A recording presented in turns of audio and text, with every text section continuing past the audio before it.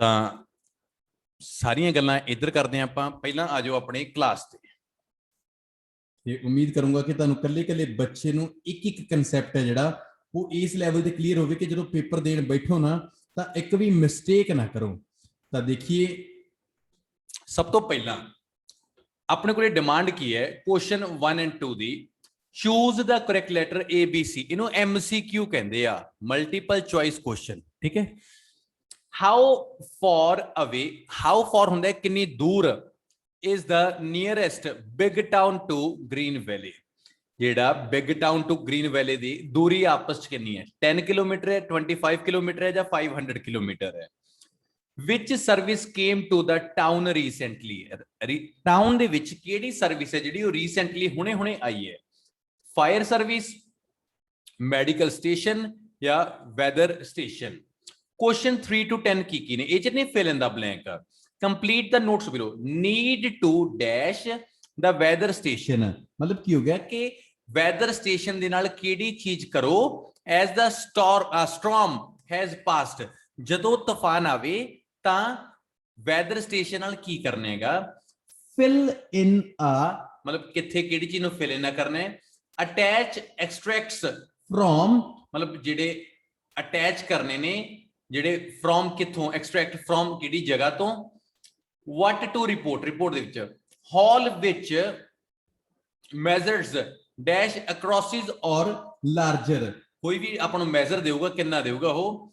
wind damage, ਤੇ ਇੱਕ ਗੱਲ ਯਾਦ ਰੱਖਿਓ, ਇੱਕ ਹੁੰਦੀ ਹੈ 에ਅਰ, ਇੱਕ ਹੁੰਦੀ ਹੈ ਵਿੰਡ। 에ਅਰ ਹੁੰਦੀ ਹੈ ਹਵਾ, ਆਪਾਂ ਸਾਹ ਲੈਨੇ ਆ, ਤੇ ਜਦੋਂ ਹਵਾ ਨੂੰ ਪ੍ਰੈਸ਼ਰ ਮਿਲ ਗਿਆ ਉਹ ਵਿੰਡ ਹੁੰਦੀ ਹੈ। there will be a dash day next month, ਕਿਹੜਾ ਡੇ ਹੈ ਨੈਕਸਟ ਮੰਥ ਉਹ ਆਪਾਂ ਦੇਖਾਂਗੇ। Contact local dash if you want to attend, ਜੇ ਤੁਸੀਂ ਨੂੰ ਅਟੈਂਡ ਕਰਨਾ ਚਾਹੁੰਦੇ ਹੋ ਲੋਕਲ ਕੀ ਨੂੰ ਕੰਟੈਕਟ ਕਰੋ। Important to sign up before 31st, ਤੇ ਆਪਾਂ ਨੂੰ ਮੰਥ ਦੇਣਗੇ ਕਿਹੜਾ। ਮੈਂ ਕੋਸ਼ਿਸ਼ ਕਰਦਾ ਵੀ ਜੇ ਮੈਨੂੰ ਸਬਟਾਈਟਲ ਇਹਦੇ ਮਿਲ ਜਾਣ ਤੁਹਾਡੇ ਲਈ ਤੇ ਐਕੂਰੇਟ ਮਿਲ ਵੀ ਗਏ, ਦੈਟਸ ਫਾਈਨ। ਕੱਲੀ ਚੀਜ਼ ਨੂੰ ਤੇ ਕੱਲੇ ਕਨਸੈਪਟ ਨੂੰ ਮੈਂ ਸਮਝਾਉਣਾ, ਇੱਕ ਆਨਸਰ ਨੂੰ ਸੈਟੀਸਫਾਈ ਕਰੂੰਗਾ। And you will have a chance to check your work. All the recordings will be played once. ਸਾਰੀਆਂ ਰਿਕਾਰਡਿੰਗਸ ਇੱਕ ਵਾਰ ਪਲੇ ਹੋਣਗੀਆਂ, ਦੁਬਾਰੇ ਪਲੇ ਨਹੀਂ ਹੋਣਗੀਆਂ। The test is in 4 parts. ਠੀਕ ਹੈ। At the end of the test, you will be given 10 minutes to transfer your answers to the answer sheet. Okay. Now turn to part 1. In this test, you will hear a number of different recordings, and you will have to answer questions on what you hear. Okay. There will be time for you to read the instructions and questions, and you will have a chance to check your work. Fine. In the IELTS listening test, the recordings will be played once only. ਹਮੇਸ਼ਾ listening ਇੱਕ ਵਾਰ play ਹੋ ਗਿਆ, ਗੱਲ ਦੀ ਗੌਰ ਕਰਿਓ, ਦੁਬਾਰੇ ਕਦੇ back ਨਹੀਂ ਹੁੰਦੀ। The test is in 4 sections. ਠੀਕ ਹੈ। At the end of the test, you will have 10 minutes to transfer your answers to an answer. ਜਦੋਂ ਟੈਸਟ ਖਤਮ ਹੋ ਗਿਆ ਤੁਹਾਨੂੰ 10 ਮਿੰਟ ਮਿਲਣਗੇ, ਤੁਸੀਂ ਆਪਣੇ ਆਨਸਰਸ ਨੇ ਆਨਸਰ ਸ਼ੀਟ ਤੇ ਉਤਾਰ ਸਕਦੇ ਹੋ। Answer sheet.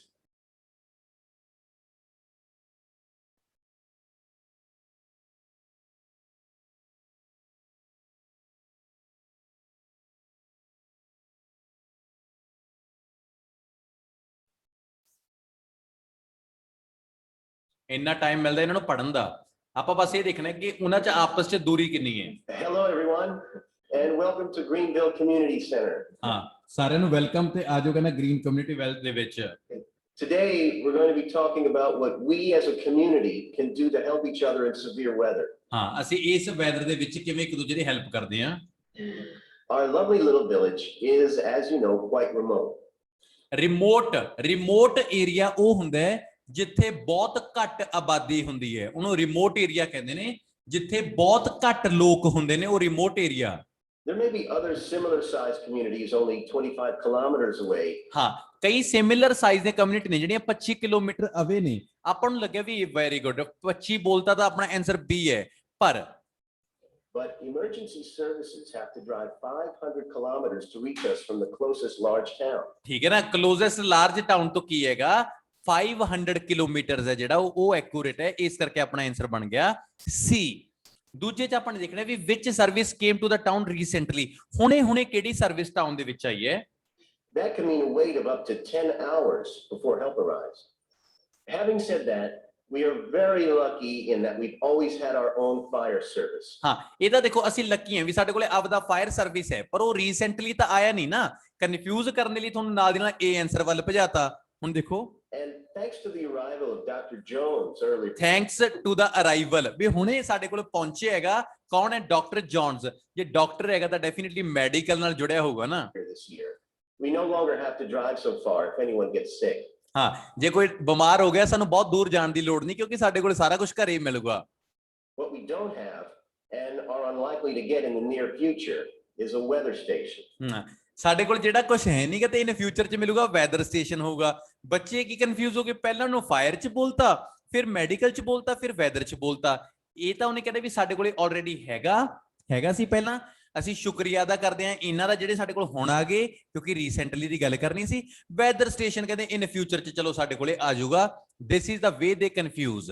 ਨੈਕਸਟ ਕੁਐਸਚਨ ਤੇ।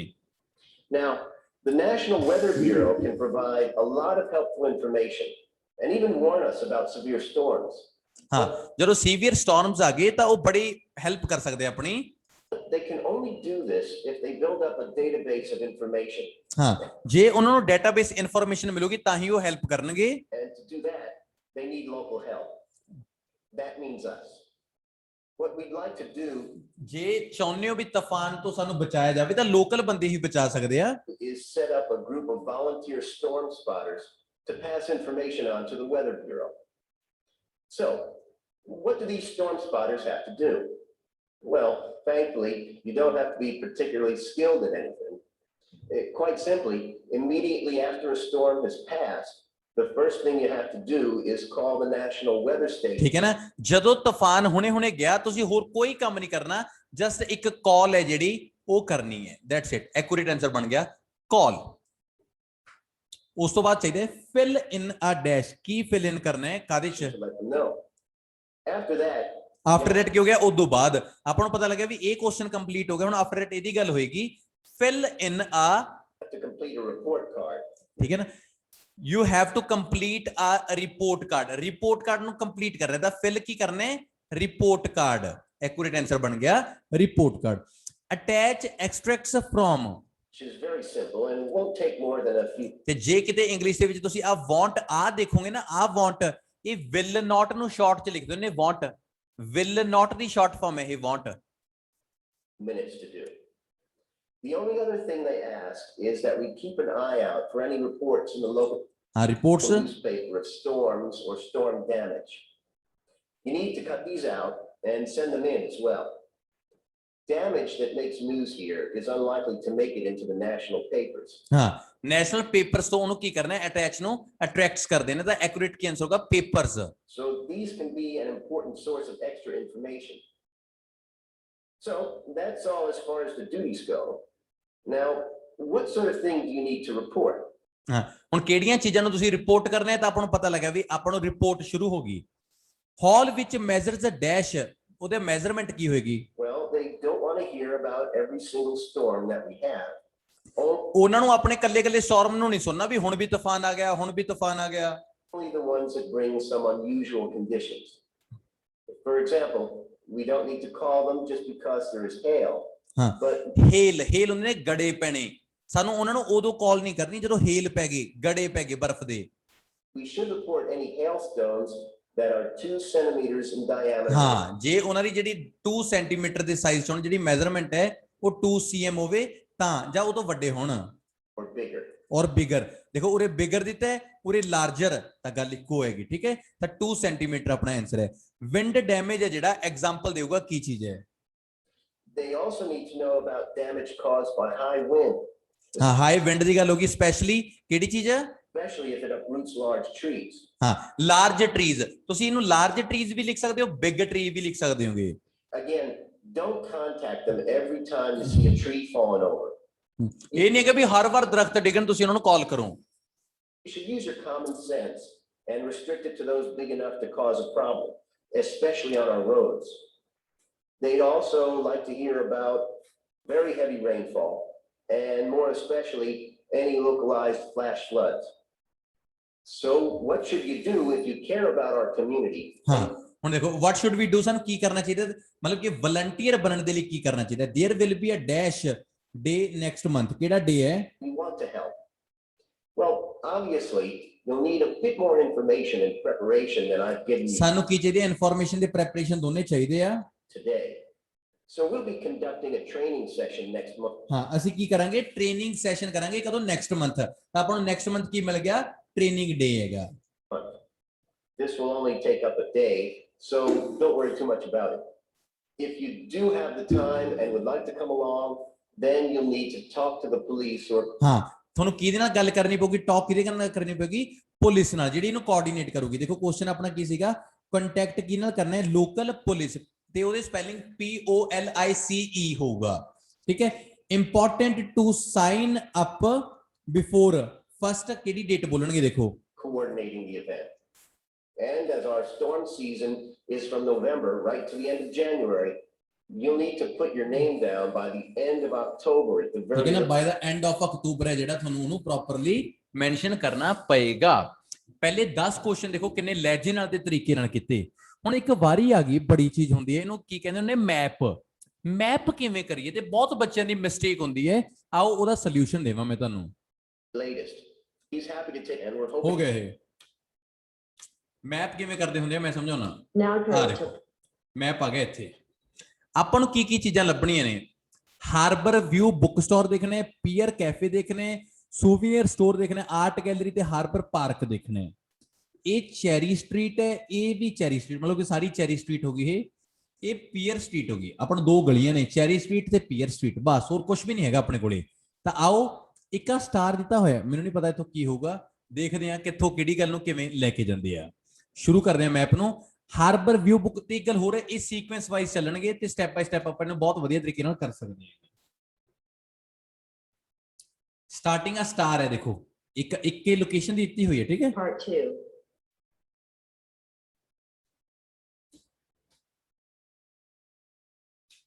You'll hear a tour guide giving information about a shopping district. First, you have some time to look at questions 11 to 15 ठीक on है। page 6. ठीक है 11 to 15 देख रहे हैं आप ठीक है